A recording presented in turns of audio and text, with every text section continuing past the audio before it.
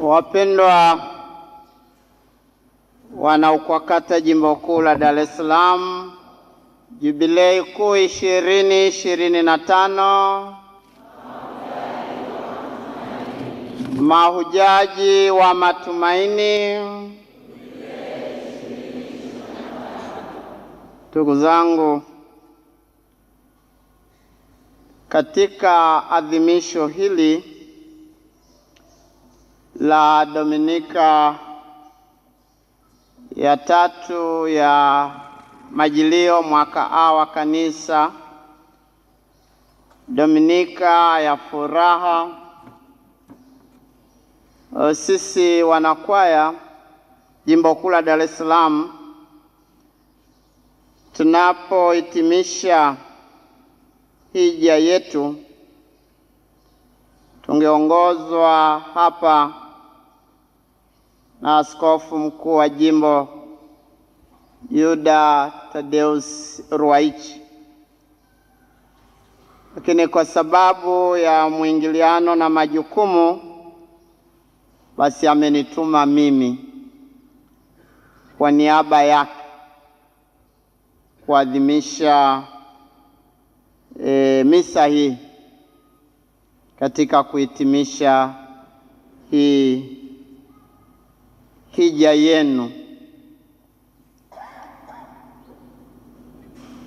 Katika Injili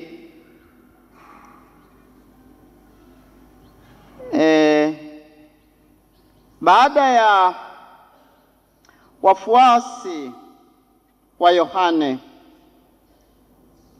kwenda kumuuliza Kristo iwapo yeye ndiye yule, Yohane Mbatizaji alikuwa akibashiri na kuhubiri juu ya ujio wake, ama waendelee kusubiri? Kwanza, swali hilo ambalo Yohane anawatuma wafuasi wake kwenda kumuuliza Kristo ni swali ambalo lina shauku kubwa. Ni swali ambalo linatokana na kusubiria kwa hamu ujio ama kuzaliwa kwa Mwokozi, kwa mkombozi Bwana wetu Yesu Kristo. Na ndio maana jibu la Kristo linakuwa sababu ya furaha. Kwa hiyo, pamoja na sababu nyingine, sisi kuwa watu wenye furaha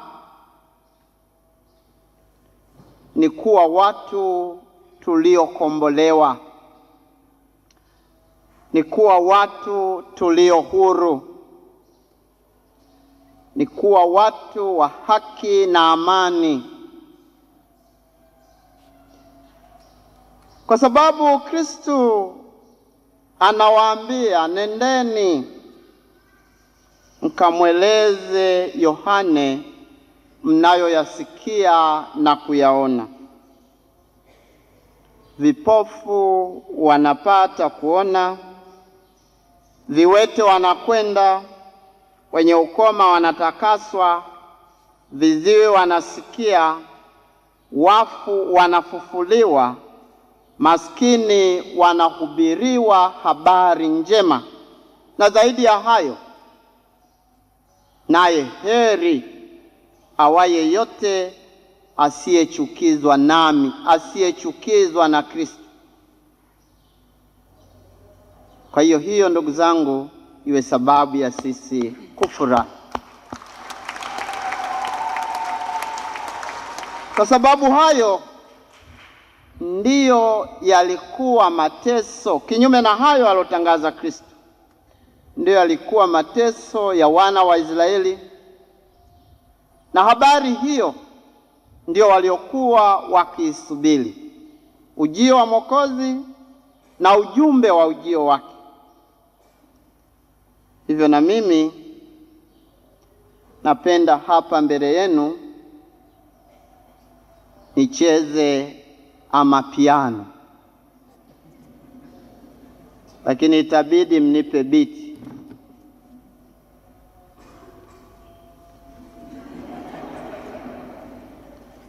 Ndugu zangu, tuna sababu ya kuwa na furaha, kwa sababu kama tulivyoimba kwamba tufurahi kwa kuwa Bwana yu karibu. Kuna ishara za furaha. Kuna ishara kwamba Mwokozi yu karibu.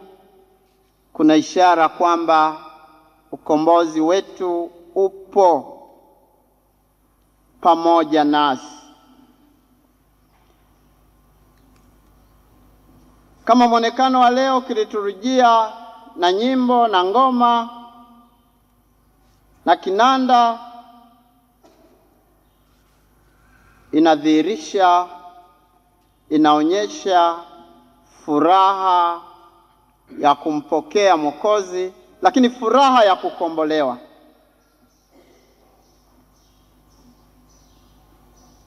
Tupo juma la 3. Bado juma moja tumpokee mkombozi. Ni sababu, ni ishara ya furaha yetu. Ndugu zangu, tunaona pia watu wanafanya maandalizi ya Noeli. Labda wengine sioni hapa, lakini makanisa mengine nakuta washaanza kuandaa na pango la mtoto Yesu. Sehemu nyingine washaweka na miti na taa, ile miti ya Christmas.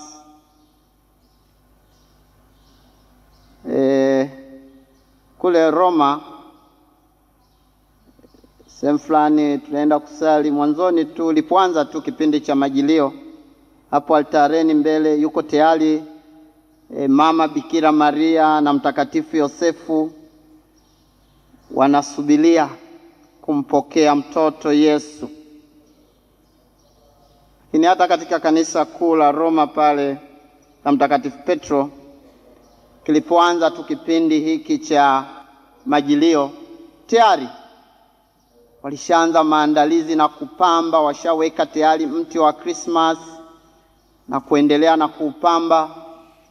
Washaanza tayari na kuandaa pango na kuweka sanamu. Ila hapa kwetu ukiweka utaambiwa mbona bado, si ndio?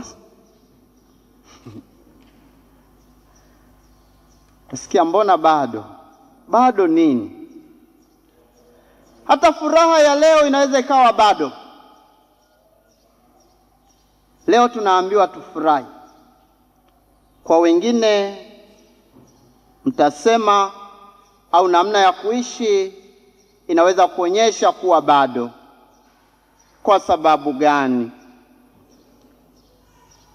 Kwa sababu pamoja na kutangaziwa uhuru, bado kwenye familia, kwenye ndoa zenu, wengine kwenye utume wetu kama makasisi, wengine sehemu za kazi, lakini pia katika umoja wenu kama wanakwaya, kuna wengine hawako huru, hawana amani. Kuna wengine wito wetu tunaona kuwa ni mateso, na hivyo wengine daima tunatimiza wajibu wa wito kwa manung'uniko. Daima tunaonyesha kuwa watu wenye hasira na chuki na kisasi. Kwa hivyo tutasema bado. Lakini ni lazima tuonyeshe ishara za kuwa huru. Ni lazima tuonyeshe ishara na matendo ya upendo. Wengine mmehukumiana na mnaendelea kuhukumiana. Wengine hata hapa mlipo mmekuja mna chuki na watu, una hasira na mtu, una kisasi na mtu, una wivu na mwingine. Hakika tutasema bado. Na kama huwezi kuamua moyoni mwako leo kuwa huru na watu,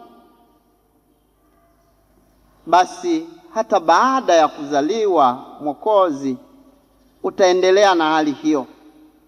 Utaendelea na chuki.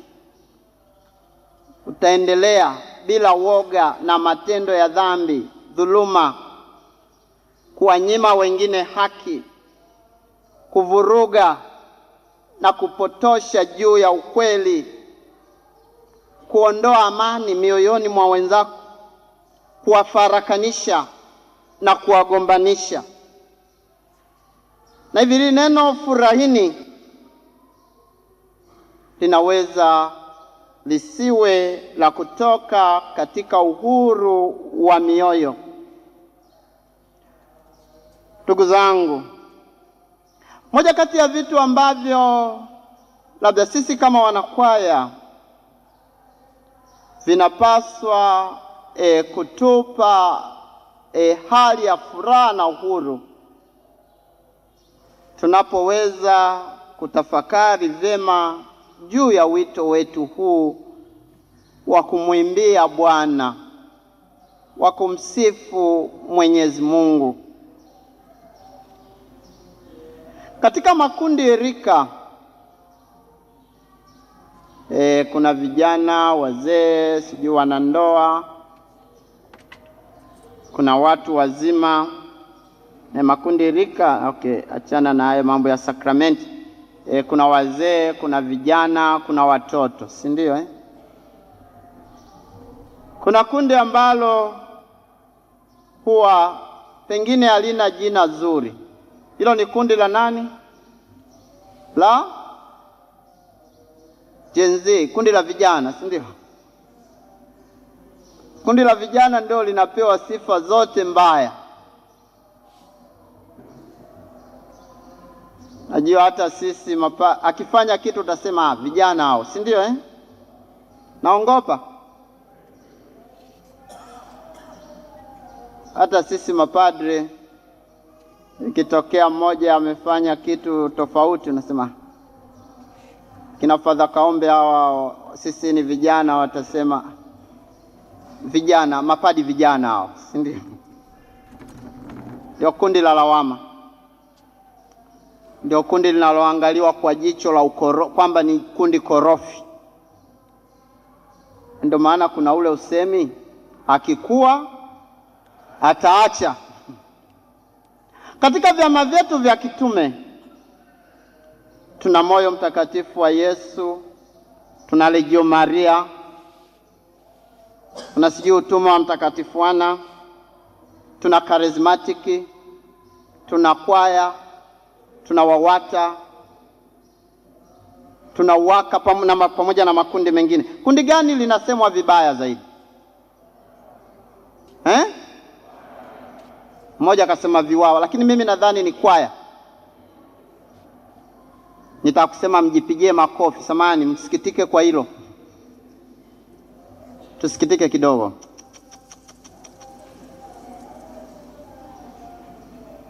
Lakini katika vyama vyote vya kitume,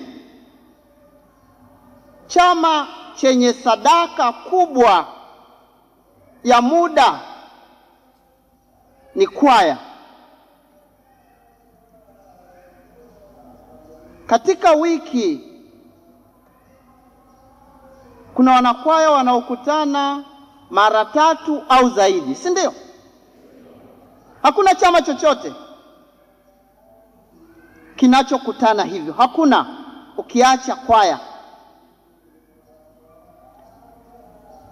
Na hivi tafakari yangu pamoja nanyi ni kwa nini kundi hili lisiwe na sifa ya utakatifu, lisiongoze kwa sifa ya sadaka yake.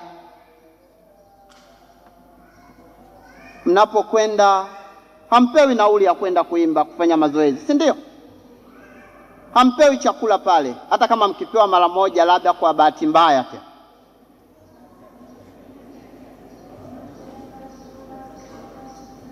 Lakini kwa nini kundi hili lisiongoze katika sifa ya utakatifu katika kanisa? Hivyo ndugu zangu, tambueni ukubwa wa sadaka yenu. Muishi kwa upendo, msaidiane, muongozane vyema, msichukiane, msiombeane mabaya, msiangushane. Katika somo la kwanza nabii Isaya anasema, waambieni walio na moyo wa hofu, jipeni moyo, msiogope. Nabii Isaya anasema, walio na magoti ya udhaifu muatie nguvu. Msaidiane katika kweli ya nafsi. Udhaifu na madhaifu katika sisi binadamu yapo katika makundi yote yanayomtumikia Mwenyezi Mungu. Lakini udhaifu unaongezeka pale ambapo hatuwasaidii wadhaifu, tunawahukumu wadhaifu katika kwaya zetu. Hivyo viongozi, nanyi wanakwaya wote, tambueni sadaka kubwa ya wito wenu, na hivi muishi kitakatifu, muishi kwa upendo, mtimize wajibu wenu, na muweze kwa uvumilivu wenu, kama anavyotuambia Mtume Yakobo katika somo la pili, muweze kuirithi mbingu. Atukuzwe Baba na Mwana na Roho Mtakatifu.